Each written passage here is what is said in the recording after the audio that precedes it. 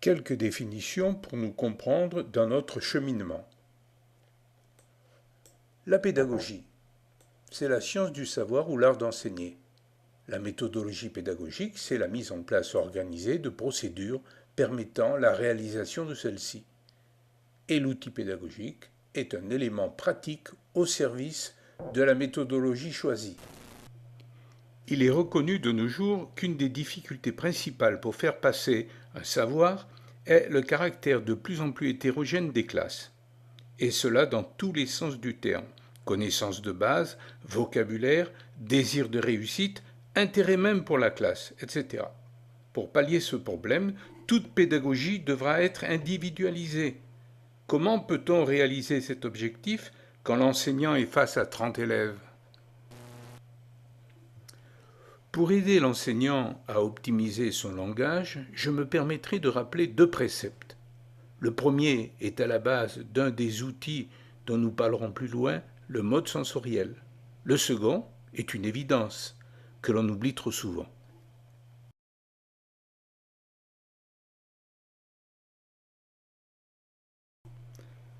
Comme nous allons le voir par la suite, chaque enseignant aura en réalité sa propre méthode.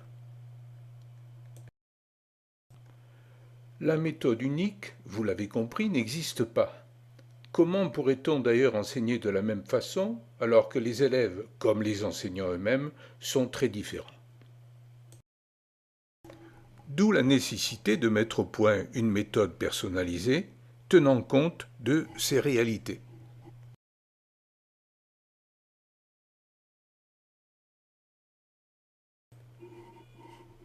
Pour adapter sa méthodologie, il faut évidemment que l'enseignant soit volontaire et expérimenté.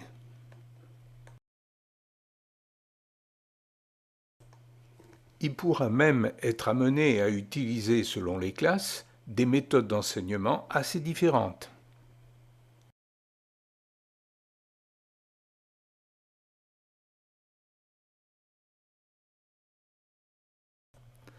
À la base de toute méthode nouvelle, une expérimentation qui sera suivie d'un bilan. Viendront ensuite la mise en place du concept et son application.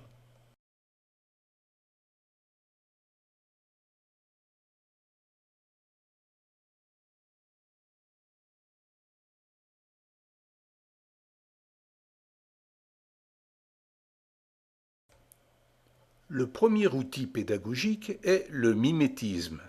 Le maître montre ce qu'il faut faire et l'élève reproduit la séquence. Ce concept est valable pour toutes les disciplines, qu'elles soient scolaires, artistiques ou sportives.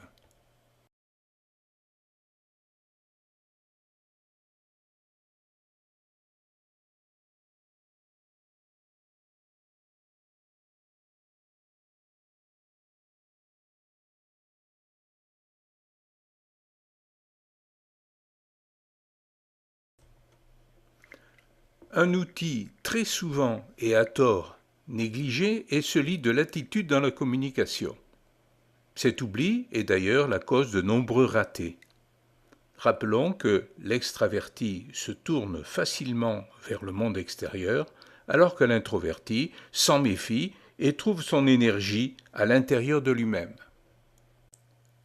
Un individu utilise tour à tour ses cinq sens, visuel, auditif, kinesthésique, olfactif et gustatif. Les sens principaux de communication sont l'ouïe et la vue. Chacun d'entre nous privilégie l'un ou l'autre. Le sens kinesthésique, utilisé après les principaux, donne une indication sur la personnalité intime individuelle. L'enseignant, ou le formateur pour adultes, s'adresse à un groupe. Les éléments du groupe, privilégiant des canaux de communication différents, le vocabulaire utilisé devra varier afin de satisfaire tour à tour les visuels, les auditifs et les kinesthésiques.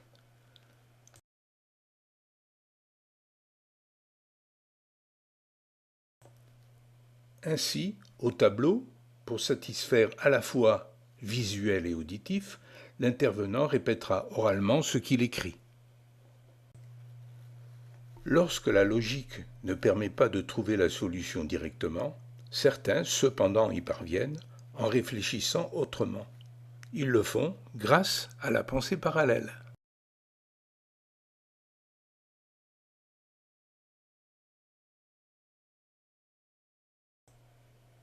D'après de Bono, une réflexion complète nécessite un cheminement beaucoup plus complexe que la simple utilisation du rationnel.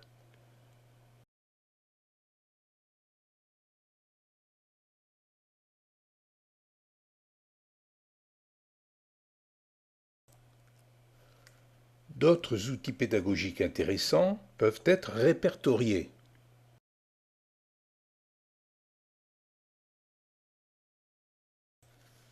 Les caractères cérébraux sont au nombre de 5, représentés ici par des secteurs différemment colorés. Voyons de plus près la classification.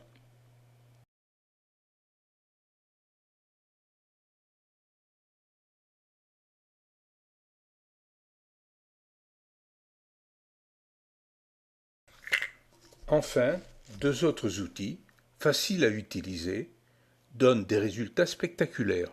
Ce sont les cartes mentales ou heuristiques, ainsi que la pédagogie positive. La carte mentale est un puissant outil à la fois analytique et synthétique.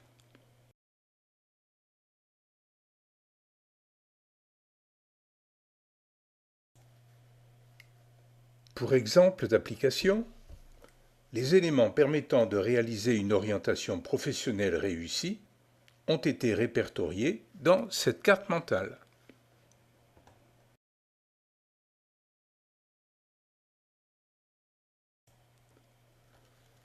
Au pays où la critique est reine, l'outil est révolutionnaire.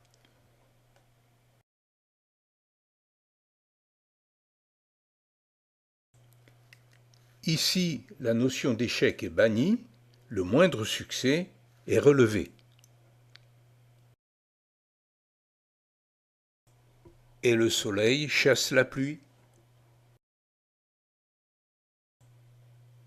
Bien d'autres outils peuvent avoir une place de choix dans la méthodologie nouvelle.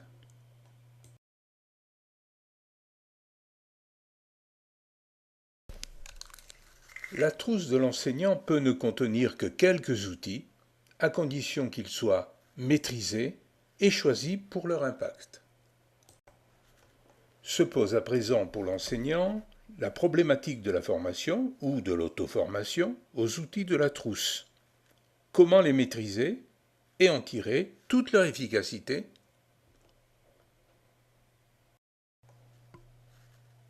Pour se former à ces outils, les enseignants et les formateurs pour adultes pourront se référer à un ouvrage numérique récent.